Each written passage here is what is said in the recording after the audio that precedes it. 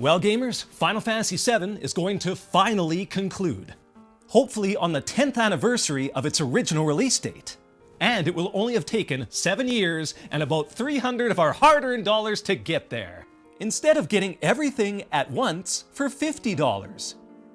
Isn't progress amazing? The world isn't on fire at all. I have no idea what you're talking about.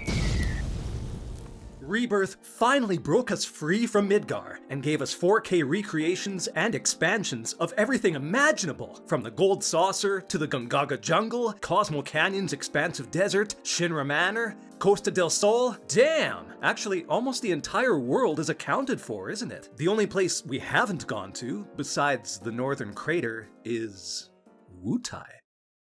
Ah, damn it! The entire third game is going to be set in Wutai, isn't it?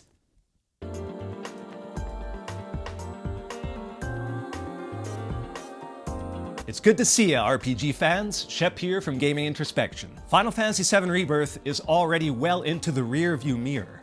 And our mindset is now looking forward to whatever re-title the final entry in this remake trilogy is given. And given how much the plot has been thrown off kilter, and how split fan opinion has been since the 2020 remake. What in the hell is going on? I thought I'd share some of my own hopes and worries for the final game. Please like and subscribe if you're feeling the same anticipation for more Final Fantasy VII. As Lady Unaleska said in Final Fantasy X, hope is comforting. So we'll begin with one of those.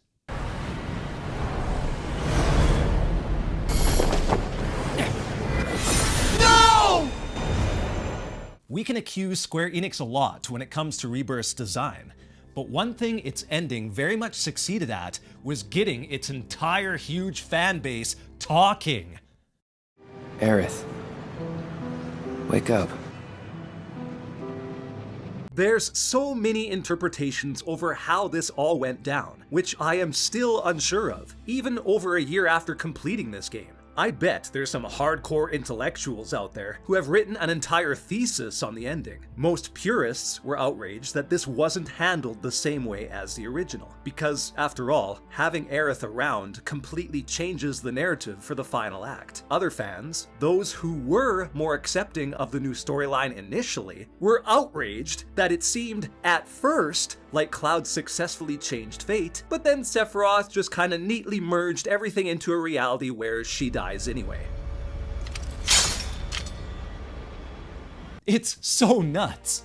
Rebirth's ending somehow successfully made every single person angry, but for very different reasons. The whole multiverse approach was already exhausted before Rebirth, being done to death in many movie and game franchises already, and it just isn't a good fit for Final Fantasy VII. Sephiroth monologuing about the convergences of worlds, going on and on about reunions. Reunion. The reunion. Reunion.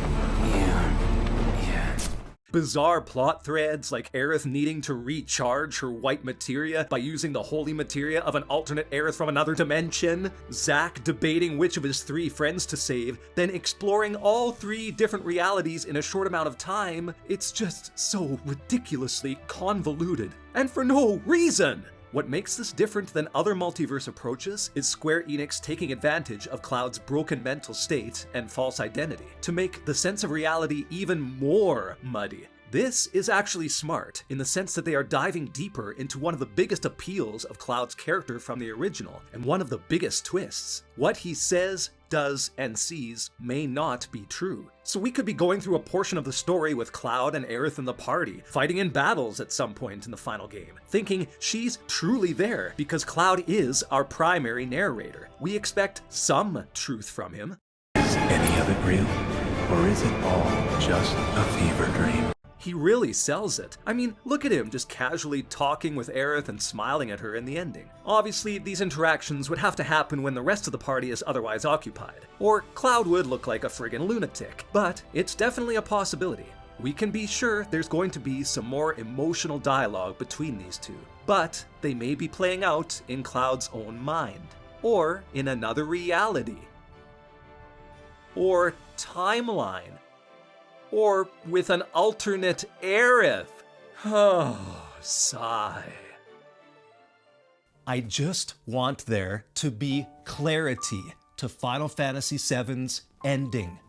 Either be bold, keep Aerith alive, and retcon the entire storyline, or satisfy the diehard purists and create an ending where Sephiroth's plan is doomed to fail, because all the events eventually merge into what the original storyline was supposed to be, which would mean the end of the One-Winged Angel, but also seal the original fates of Aerith and Zack. When you're introducing multiple Aeriths into the flow of things, it cheapens her character. There's less weight to her death. We feel like, meh, who cares if she dies? I mean, there's another Aerith out there somewhere.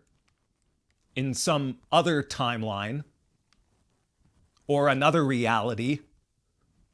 Zack shares this burden, come to think of it. His entire legacy and the purpose of his journey gets pissed on, basically. Because hey, he's back now! I know he's still dead in Cloud's timeline, but even if this is just an alternate Zack caused by the Whisper's defeat and rift, the fact remains that he does merge with the original Cloud during the final moments. And who knows where Square plans to make him go or what he'll do. Not to mention, Cloud sees the rift in the sky from Zack's timeline. So is he kind of living in both planes of existence right now? Because the rest of the party clearly isn't. Well, now I gotta look. Fine, but don't let it get to you. Don't let what get to me? Just please, for once, pick a linear destination, move the plot toward it, and end it. Without any of this no promises await BS. It's the last game. Give us closure. No vague, is it really over messages at the end of this one. Please. For the love of everything that is holy!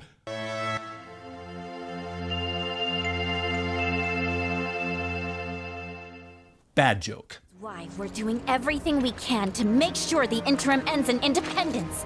Pretty cool, right? Wutai's antagonism is mentioned a few times in 2020's remake, and it was clear from the start that Square Enix wanted to make the tension between Shinra and Wutai much more than it was in the original. Henceforth, allies of wicked Wutai, our sworn enemy, thank you for stoking our people's patriotic fervor. Yuffie makes it a point to mention the conflict ad nauseum, detailing the entire government structure. Bam! Revolution! And that is how the interim government was born. You get a big dose of this, especially when you find Wutai ninjas slain near the Nibelheim reactor. And there's so many Shinra political segments involving the top brass and this schmuck Glenn, stirring up war threats towards Midgar, and citing Rufus's firing of the Junin cannon as an instigator. And then introducing this Saruf guy, who never shows himself.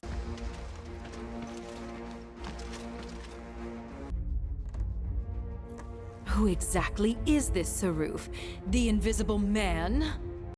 This confuses the main characters just as much as us. It's all just weird and heavy-handed. The game constantly revisits this, referencing and foreshadowing how important Wutai is going to be. They even interrupt the emotional ending with this segment, revealing Glenn is just another Sephiroth clone, as he confronts Rufus to hammer home the point that Wutai is the bomb, and confirm that Sephiroth is just meddling with the narrative even more than he already has. Wutai shouldn't be this big of a deal. And what was Wutai in the original? Wasn't it just a bonus side quest destination? I'm not even sure you had to go there in 97, especially since Yuffie was just an optional character that you didn't even need to recruit, who Square developed after the fact. The only plot addition in the PS1 version was saving Yuffie and Elena from that sleazebag Don Corneo and gaining some insight into Yuffie's backstory and relationship with her own village, especially with her father, who gives the only real insights and hints about the war that Wutai lost with Shinra. That's all Wutai was, basically. One village, one isolated conflict, and a small piece of individual character development, with some bonus materia thrown in for kicks. Oh, they'll play all the hits, I'm sure, like Yuffie playing hide and seek as she acts out her plan to steal Cloud's materia, using this corny, cheap steel cage imprisonment. And they'll have a huge tower for her to fight through like the old game and showcase the festering resentment between Yuffie and her dad. And I'm sure it will be redone with amazing humor and pizzazz. I'm all for scaling up the legendary mountain and teaming up with Reno and Rude when Elena gets captured at the same time. We need to see this guy meet his end, because Don Corneo is simply the worst. Very nice.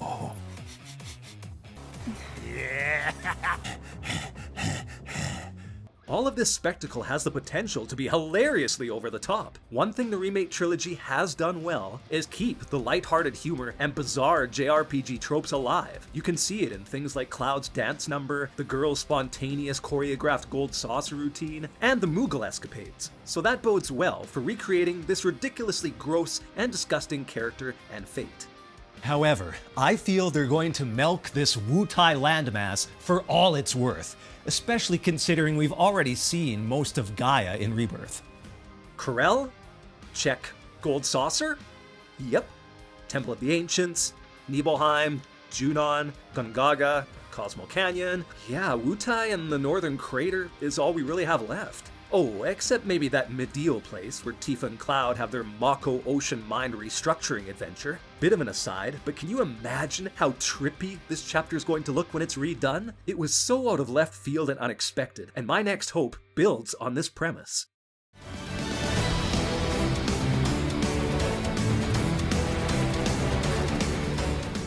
One of Rebirth's greatest strengths was taking some great, but short and unheralded scenes from the original and transforming them either into unbelievable set pieces or enhanced minigames.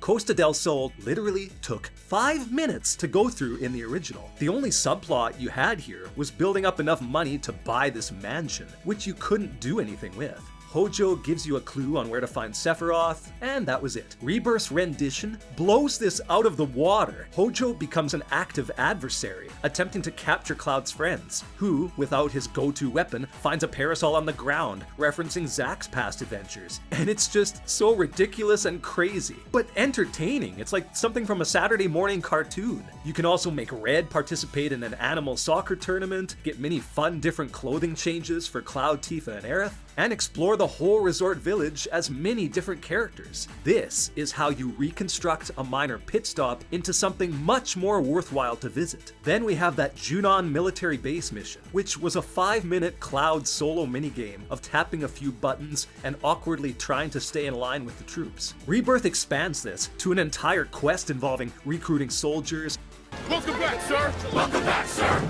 Cloud making dramatic speeches and embracing his role as captain, and Tifa and Aerith joining the festivities, making it much more humorous and engaging. And you're in charge of crafting your own difficulty for the performance, including landing some rewards by succeeding in the elaborate button timing competition. Cloud even goes on to fight with his platoon in actual combat, before bidding a tearful farewell that did wonders for Cloud's solo character development. Game makes you care about those NPCs. You're not out of line.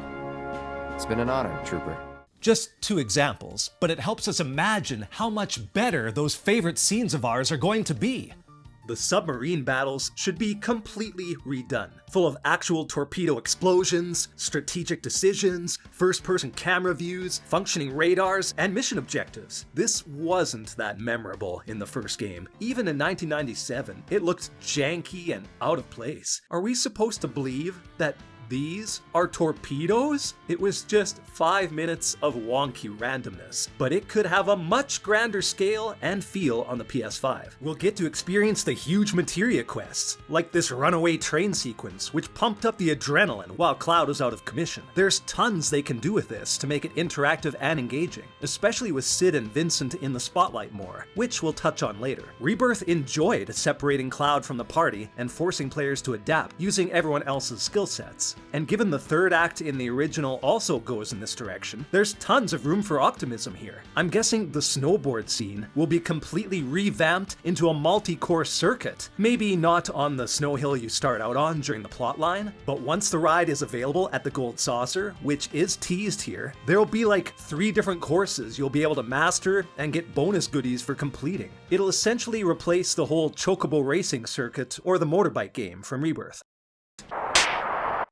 Whew, yeah, we had to talk about this. So, Tifa and Scarlet's slapping contest, I mean, it's probably still going to exist in some form, though it should be much, much more mature and less demeaning. I sure hope so anyway. I'll just say that it will likely encompass more dialogue and be a lot more classy than hitting a slap button over and over. I can see Square running with the bizarre humor that Final Fantasy VII fans enjoy and creating an entire obstacle course racing segment where Tifa has to run, jump, and wheel Cloud's comatose husk around obstacles and potholes as Mideel gets caught up in that Mako earthquake, and the subsequent trip into Cloud's mind, it'll get reworked to hopefully be even more emotional, with great voice acting, added bits of reference to Zack, and more. Where have you been this whole time? For 5 years. So, it's good to hope for things, but we do have to balance it with worries, and this one may not make a lot of sense at the start. 7 seconds till the end. Time enough for you, perhaps. This one sounds dumb on the surface. I'll be the first to admit. What Final Fantasy game in history could ever be considered short? Here's my take though. Rebirth explored absolutely every possibility when it comes to both retreaded minigames like Fort Condor, which, oh damn, I'm so glad they found a way to put that back in, and new excursions, like that fast-paced machine gun firing minecart ride in Mount Corel. Gungaga was a pain to navigate, but you found hidden Turk training facilities, which helped tie Cisne into the plot linking back to Zack, and truly got immersed in the jungle in a real-scale setting, instead of the 3 screens that it was comprised of in the original. If the next game is set primarily in Wutai, I'd imagine that they have tons of brand new stuff planned that players haven't seen before, since it's undoubtedly going to be a huge part of the map and is mostly unexplored. But what if that doesn't take as well? What if part of the reason we got so immersed in Rebirth was because we got to spend more time and doing more things in locations we remembered from our childhoods? If the game is going to spread throughout a new continent, I fear players may be more inclined to ditch some of the planned added diversions just to see where all the new plot developments are going. Will players even get to revisit the rest of Final Fantasy VII's world? I have a feeling that that's a feature that will be locked until the very end of the game. Midgar is absolutely inaccessible, even in the gigantic recreation of Rebirth. Of course, this is faithful to the original game, as you couldn't go back to Midgar until much, much later. But I'm worried there'll be some artificial plot device or barrier that locks you into the western Wutai continent for a vast swath of the story. Afterwards, you'll be snowboarding to that icicle village, finding a path through the northern crater, which will undoubtedly be padded and drawn out much longer than needed. Hell, maybe we'll be fighting new icicle enemies, because there isn't much else to do in terms of exploring new places. Seriously, what in God's name was Square thinking here?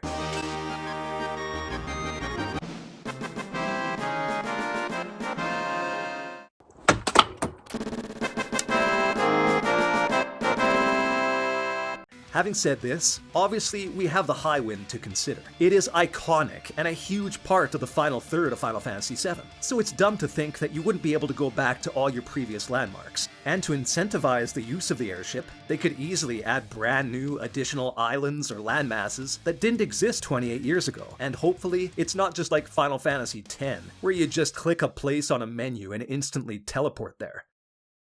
But even if the whole world is accessible at some point, what would be the draw? Most gamers who bought Rebirth have already scoured every inch of the planet in their playthrough, just to experience their childhood memories revisited to completion. Every minigame, point of interest, area you can get to in the buggy, all of it is mostly plucked. Say they add some new minigames to the Gold Saucer, for example, the snowboarding game like we talked about. Okay, that'll take, 10 minutes. Not everyone wants to go back and see what will undoubtedly be the same locales, just with a few new bells and whistles. So players will just focus on burning through the story. Speaking of which, how much left is there of the plot? We still need Rocket Town, so Cid can get his due recognition with an amazing Faded Space Dream plot, and we're going into this out of order here, as Cid's whole introduction occurred right in this spot, not just as a glorified fast travel pilot like in the Rebirth trilogy. Whoa, wait a sec. Surely they're not going to cut out this entire area, are they? We've already got the tiny Bronco and its subsequent conversion into a watercraft. Surely they wouldn't just cut Shera and the rocket storyline. Oh no, they do repair it, and it's flying again. So we should be okay. Whew. Anyway, we also have Cloud and Tifa's journey into his subconscious, like I mentioned in Medial, which is going to be confusing and possibly redundant, because Tifa fell into the lifestream on her own in Rebirth, when Cloud just decided to become a psycho, and she's relived a lot of these memories already. What do you think will come of this? But anyway, more main events. Well, there's the party getting captured by Rufus, and their subsequent escape, the weapons awakening and spreading all over the place. I am excited for that. It damn well better be a part of it. In fact, I can see Square making all of the weapon encounters essential this time, with entire dungeons or sequences created, instead of just walking up to them on the world map, which may not be great, just more tedium. Then it's briefly going back to Midgar, disposing of Heidegger, Scarlet, and Hojo, seeing Shinra actually try and protect the world, witnessing Rufus dying, but not actually, killing a weapon by shooting it point blank in the face, allowing you to shatter Sephiroth's barrier and pursue him, going to the Northern Crater, destroying Genova with a remix of the most underrated battle music blaring in your ears, finishing the job, and the end. Right? Well... there will be padding. Square Enix is good at padding. Wutai will be inflated beyond our wildest imaginations, but I can see players just wanting to charge through Wutai just to see how the ending finally plays out so that they can be among the first to voice their displeasure. Or maybe they'll add to the runtime by recreating Knights of the Round and Supernova in even more drawn-out 4K cinematics. Sad. But maybe they can make up some of the length by improving the treatment and depth of the main cast.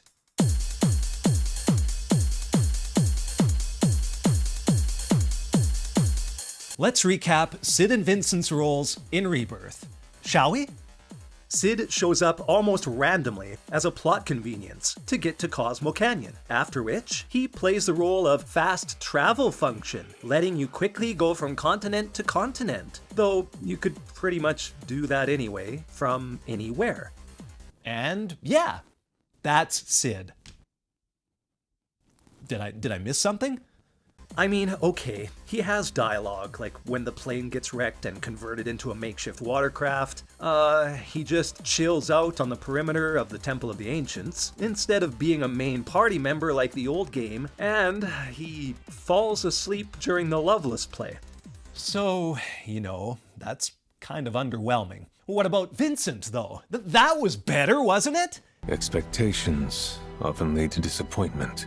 He has his introductory scene beautifully recreated, and soon after, you're able to actually fight against his insane transformed limit break form. This is going to be awesome, because after this battle, he... stands there. When you travel to places, he also becomes a plot device, declaring his usefulness in how he can track the Turks to the Temple of the Ancients. That's cool, right? After which, he sneaks his way into the temple to creep on the Turks, not helping Cloud and company until the end, where he provides an escape route, which just amounts to you running out the same way you came. Oh, and to make their inclusion even more complete and important, the duo shows up as part of this legendary Gold Saucer date, along with the melodic commentary of Kate Sith to reward Cloud for choosing them over the other unappealing party members, because clearly Cid and Vincent, they are the top tier. There! Just amazing what they did with these two, right? Has the sarcasm pierced through your device's screen yet? This was an embarrassment! Cid doesn't even have a weapon, not even for show, during the whole game. They could have at least shown a spear laying beside the side wall of his plane or something for fan service. Nah.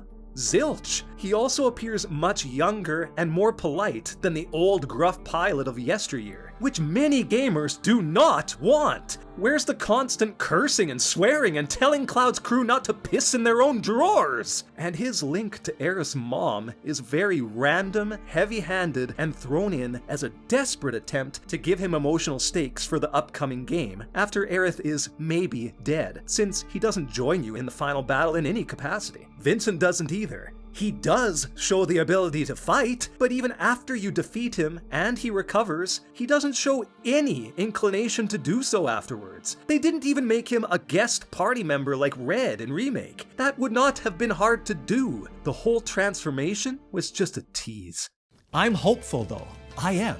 Because Yuffie and Cait Sith were crafted with genuine care. They are exciting and unique to use on the battlefield. Yuffie especially has many awesome ninja abilities that differentiate her completely from the other party members, like imbuing her shuriken with different elementals and creating a clone of herself to become just a whirlwind of pain to the enemies, while Cait Sith offers a lot of versatile combat options, like spreading mines around the field and disembarking Cat from the Moogle, showing off some cool combos. I love how the dice has so much versatility and not just a limit break anymore. With the awesome synergy system and combo attacks that Rebirth introduced, I'm excited to see how Cid's spear work and Vincent's gunplay and transforming talents will be refreshed into a brand new combat engine. We are finally, at long last, going to have all 9 Final Fantasy VII party members on the front lines in 4K glory. And it only took 7 years and $300 to get there. Aren't we goddamn lucky? The answer, if you're my age, is yes, because we already got this all at once for $50 in 1997. Whispers. I don't understand. What are they doing? Who knows? Let's see if I've gotten this straight. Spoiler alert, no, I don't. Does anyone? But I'll give it a try anyway. In Final Fantasy VII Remake, the Whispers were introduced as some woefully unappealing Kingdom Hearts-style ghosts whose purpose was to preserve the original timeline as we remembered it from our childhoods. Am I right so far? Good, good. Let's see if we can make this make sense. Okay. Then, at the end of Remake, you destroy the boss Whisper, or Arbiter of Fate. The importance of this was to make it so that the old timeline was shattered, destiny could be manifested anew, and that a split timeline of events, like Zack surviving his last stand, could happen. Is that also correct? Let's see how far I can go before screwing up. Then, in Rebirth, after you go through a lot of the game without the Whispers even being mentioned, they arbitrarily just get reintroduced into the story at Gungaga. What's a whisper when it's at home? An arbiter of fate. They appear when destiny is about to be altered. Oh dear God. Also, Tifa meets a weapon in the live stream, and now there's not just Whispers, there's Team Planet Whispers, white ones that are now fighting against Team Sephiroth Whispers. I'm definitely lost already. As confusing as they made the narrative, I thought they were just one entity with one purpose, and that they were defeated. Now, it seems like Rebirth reintroduced them as just pawns of 2 superpowers, Sephiroth and the planet, and that their whole preserving the timeline thing is just thrown out now. What is going on? Just make up your mind, Square. What purpose do the Whispers serve? Are they still trying to preserve the timeline, or not? Why did you have players destroy the main boss Whisper if Sephiroth was just able to continue to use them for his own purposes anyway? Now, they're just functioning like magical projectiles he spews at you. And now, the planet itself is making use of them as weapon warriors? What is the point of all this? From the earliest chapters of Remake, we had an unsettling feeling that these random ghost monsters were going to wreck our memories, and we were right to be concerned. What are you? It was a very misguided inclusion in the minds of many, and I'm worried that it's going to get even messier and more convoluted from here. This whole undertaking would have been much better off if Whispers and all the alternate timelines and fates were never introduced, but we're stuck with them now. But Square still doesn't seem to know one way or the other how they'll impact the story, and I'm worried this has gotten so messy that there's no way to make it right. Well, that's about all I can muster for now. Let's hope that our last mainline Final Fantasy VII game releases in time for its 30th anniversary. And we can all reunite when that day comes and pick apart what Square Enix got right and what they failed miserably at. I'll try and make some commentary if we're treated to some pre-release trailers as well. I'm hoping we'll get a couple of those in 2026. What hopes do you have for Final Fantasy VII's new conclusion?